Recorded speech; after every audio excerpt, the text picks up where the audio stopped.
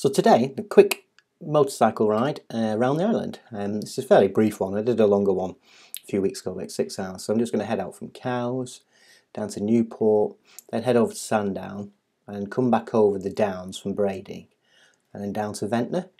And from Ventnor then we'll be heading towards Freshwater. Now this is the what's called the military road, because it was built for the military originally because it's too expensive for the local authorities to get around. And this is a fantastic part up towards Freshwater. And then I'm going to come north to Yarmouth here and then back to Cowes.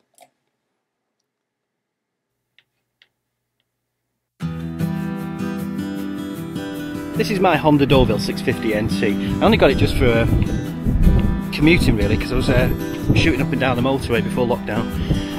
I needed something to filter. My 1200 Tiger was just too big for the Triumph Tiger. Too big for the island, but here we are. This is the Isle of Wight. There's Sandown down there in the English Channel. So all the boats out there. There's a busy channel. So we're going to head over the Downs and Brading Down this is. And you're going to see Portsmouth on the right hand side as we go down, and then I'm going to head south to Ventnor and take the military road up to Freshwater.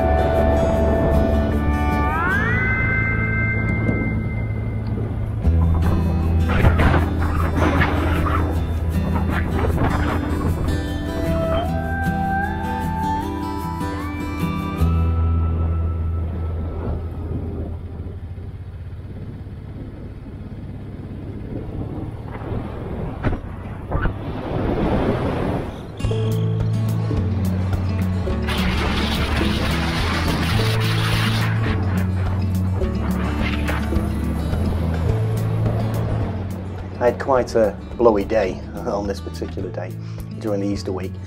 Quite strong northerly, so it's quite cold. What I'm trying to say is that there's so many fun things to do on the island. It's one of the reasons I came to the island.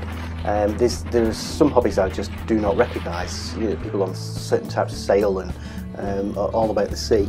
But certainly my hobbies, motorcycling is one of them, one of a number.